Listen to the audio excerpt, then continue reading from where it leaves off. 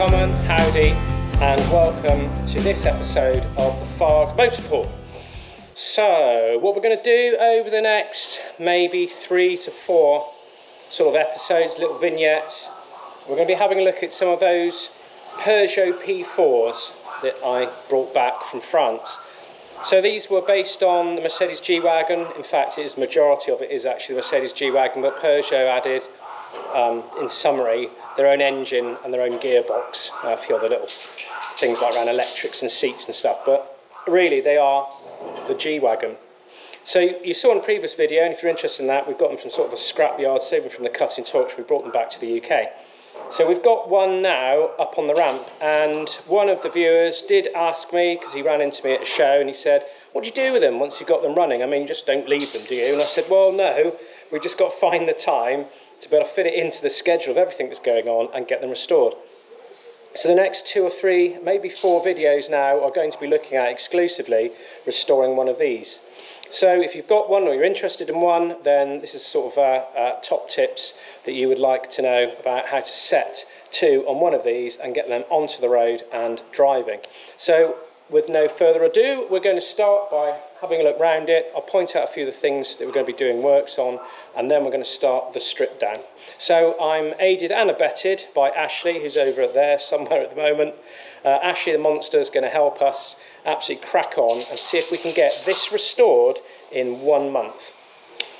We won't be on it every single day, but most weekends and some evenings, but we'll see if we can get this done in a month. So first thing that we always have a look at when we bring one of these into the garage is we have a look at it mechanically, because if it's not running and there's mechanical issues, we don't want to go and do all the body work and maybe even some of the painting and then find that we have to go back and start taking it all apart again to get at the mechanical issue. So first things first is to get the thing started and to get it running. To get this started, we've done a little bit of work, as one of the previous videos there, but basically cleaned out the fuel systems, changed all the fluids in it, and actually it started, it ran pretty well. What we have done since, we've taken the injector pump off and we've taken that away, and that's been professionally rebuilt. Also, we put in a new starter motor and we've put in a new starter ring as well. So I'll just show you a little bit of the what we were doing here. And the reason for that is these starter motors can get a little bit lazy if they're sat around for ages, and then when they throw in onto that starter ring, they don't engage properly and they start chipping corners off of the teeth, and eventually you can actually chew the whole starter ring up. So I think I might still have the starter ring somewhere. So here's the starter ring out of that Jeep we were looking at. Good tooth, good tooth, good tooth, good tooth, good tooth. Lots of good teeth. Oh my goodness. Where have you gone, teeth, my friends? You've disappeared.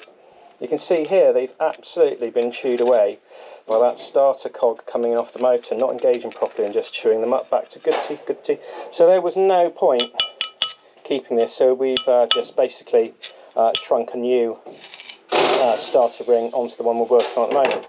So let's go back and have a look. So with this Jeep being sat around for such a while, a lot of the rubber elements have completely perished. And so what Ashley's doing at the moment is we've got part of the steering arm going over and the boot is completely disintegrated. So that's a little rubber thing there that covers up the ball joint, stops, I was going to say something rude then, stops rubbish getting into it. So what Ashley's doing here is that we've got a slightly modified ball joint splitter. That's just because we seem to chew them up. So hopefully that'll go bang in a minute. I never like this because I'm not great with loud noises. And apparently humans, there's only 2 things that we're actually naturally afraid of that's built into us psychologically. Everything else we learn, and one of that is heights and the other one's bangs. Not too bad. My god, that ball is absolutely bending. Yeah, it's not great. Okay, so that's out, you can see absolutely mullered, so I have to replace that. That goes right across to the other end, so Ash will be getting that off in due course. Okay, good work. So let's have a look.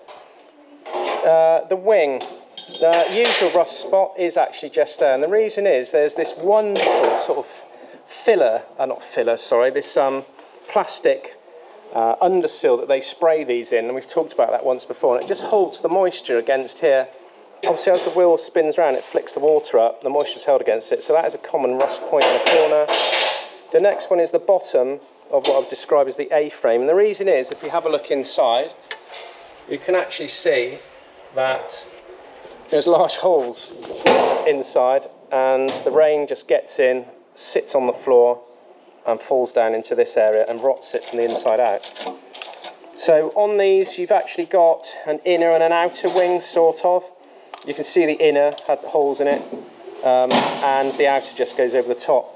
So we're going to have to replace this section, that section, and we'll explore here, see how rusty it is. Looks like that rust is continuing to here, so we might have to just cut it there. If you look inside, you can actually see one of the mounting points. And actually it's good nick on the outside, but not on the inside, so we're going to have to trim that up and have a good look at it and see what position it's in. What I've noticed is this vehicle did have a replacement, it looks like, battery tray in the past. So this is French Army work, not mine, I hasten to add. And so we got pop rivets. It seems to be working quite well, so I'm not going to disturb that, to be honest. Running down the sill at the back, again, this is exactly the same nearly on all of these. As the wheel spins round, this collects mud and detritus in the back here. It just sits against the bodywork behind that wonderful sealant. In fact, I might try and rip some out for you. It's just really tough. The only way we found to get this off of these vehicles is to actually burn it off and then scrape it. It's a horrible job, but I'll get onto that soon. And then this part of the sill here is a bit rotten, so we'll probably cut along here and down there and just replace all of that. Up underneath, they go in here usually as well, and it's just where two sheets of metal and the design of the body are sat against each other. Water gets between them, and then this results. It's exactly the same with this. That's just where two pieces of metal sat together, and water's been flicked up by the rear wheel. It's got underneath this wonderful sealant. It was probably good for the first 10 years of its life, and after that was just giving it a fate worse than death.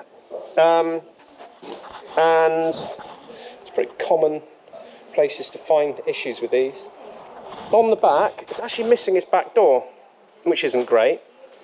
And for some bizarre reason, someone has taken off the receiving bracket here that actually holds this door. So I've got a spare one of those, so I think one of my early jobs is going to be putting that back on there so we can get him up. That means then we can get a back door fitted to it. Along here, we're not doing too badly actually. And then we get the occasional rot. Again, this is double skins. So the body itself comes up like this, and then this outer panel comes and then covers over it, and the water's got between it and blown that out. So we'll basically cut this out. We'll do a whole new section in there. That's quite common again. And if you're looking down the side of the vehicle, you can just see he's got the familiar rot at the front of the sills. Inside, yeah, it's quite some largish holes there. So nothing to really worry about, to be honest. To the untrained eye, you may be have a panic attack if you saw that amount of holes and rust in a particular vehicle you were working on. You see, this is the spare wheel carrier. Just tied on a bit of rope at the moment because this hinge is missing. So voila, we have another hinge off of another vehicle. So oh, it's upside down. So that's going to go on like this. So what we need to do is to knock out this pin that actually holds that bar on. The issue is, seems to be something going on here, which is probably some sort of grub screw or some sort of pin that goes through it, because I have been knocking this and that is not going through. So it looks like it's mushroomed over on this side, so it's like flush. So imagine you hit downwards, it's not doing it, and I think that's because that's in the way. So let's go and put this on the pillar drill and let's drill that out. 5.5mm. That looks like that's started for 10. So we'll get this up into the pillar drill and we'll get that drill. Some of you have maybe never used a pillar drill. I wonder what pillar drill is. It's basically, it's got a chuck on it. It is basically a drill, but what it does is it goes up and down under mechanical pressure. The difference between using this and the hand drills, this one you can actually get it to go a lot slower, and the reason for that is, if you have a look over the top, it's actually got these belts, and the belts you choose between the larger or the smaller pulleys. Sorry, I can't really see because it's a bit higher than I am. You choose between them. There's actually settings over here, and by choosing the different sizes of cogs, of pulleys, then you can alter the speed. So I've got this on the slowest one we can do at the moment. That must be shut down to work. and we can see we're going to get this ready. So we've got vice here and ready to drill, and what will happen is as it's drilling then we'll just go down into it. So let's get the thing going. Now it makes a lot of sense for you to use cutting fluid. I can't stress enough how that will help make your drill bits last a bit longer. So here's some I prepared earlier. Just going to put a little bit onto the hole. Let's line this up. I'm going to be a little bit lazy. I'm just going to let the machine centre it for me, and we're just going to start drilling. Now, by the noises it's making, that sounds like it's hardened. So here's the hinge. We just want to knock out that pin. So I have clouted it, and it's not really making much difference. What I can see is this is moving up and down very slightly. So we've drilled that out, so I don't think he's actually holding on that pin. It's not actually, it's rotating quite freely without taking that pin with it. This pin's just not coming out, so I'm going to go and wallop it again. I have to call out the big guns.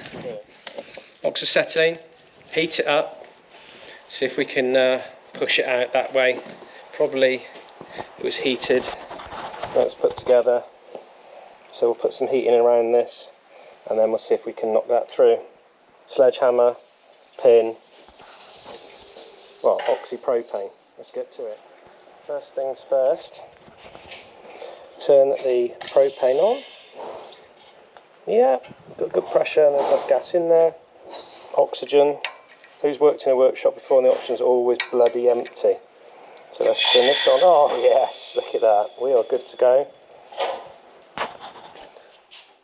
Meanwhile, Ashley's working hard in the garage, trying to get one of these long-range desert group Jeeps up and running. That's the Peugeot version. So we'll go and see what he's up to now.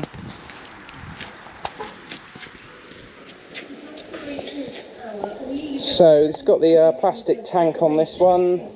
That was for the desert use. It can carry more fuel in it, and then it uses because these are Peugeots, but it does use the Mercedes fuel sensor, and you can see why it wasn't working very well. So this sort of brown stuff is just sediment from the tank, and it was holding the float in this position, so it's not giving a true reading of how much fuel is actually in the tank.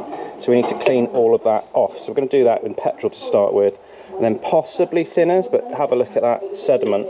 So if you imagine all of that sediment's now in the fuel system, so we need to clean all of that out. We've put a new pump on. Is that a new pump on yet?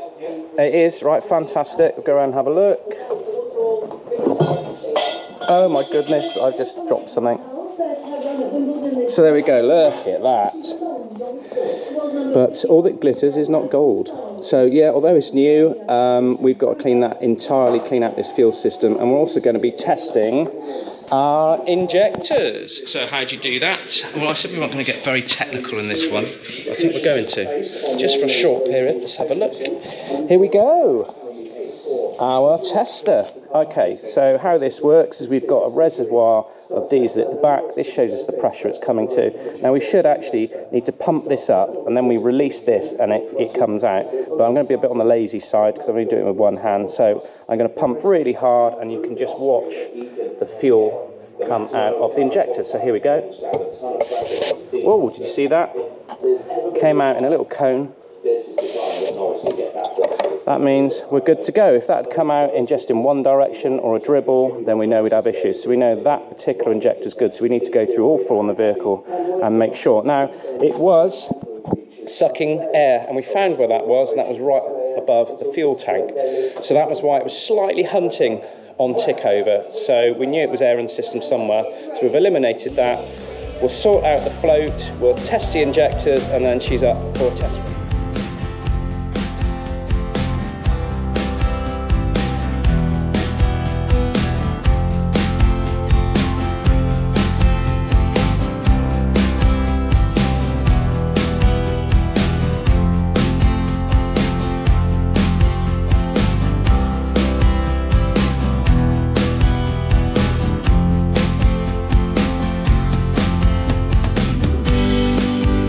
Bonjour, willkommen and howdy, and welcome to this edition of the Farg Motorpool. This is part of the induction process for our apprentices. We're in the UK at the moment. It's about 6 o'clock. Is it 6? 5 o'clock in the evening, and we're going to go over and have a look at George. George is going to get in a freezing cold river of water because he is so keen to join the Fog Motor Pool. So let's go over and see George and see what he has to say. Here he is. Hello, George. Where are you? Oh, there you are, George. You all right? Good evening. My name is George, and I'm doing this for the cause. Good. Well done, George. So this is, I'm going to show you where George is going. He's going in, if anyone can shine the light, a fast-flowing river here in the West Country. Okay then, George, here we go. There's the river. Is it cold? Right, I need you to go straight in and shoulder's got to go under. Right, yeah. Off you go. It's all for the greater good, George. Oh my God, that's got to be cold. That's shoulders weren't under. Shoulders weren't under. Get in there. Shoulders under. All right. You are now part of the Fog Motor Pool. Actually, steam coming off of you, George.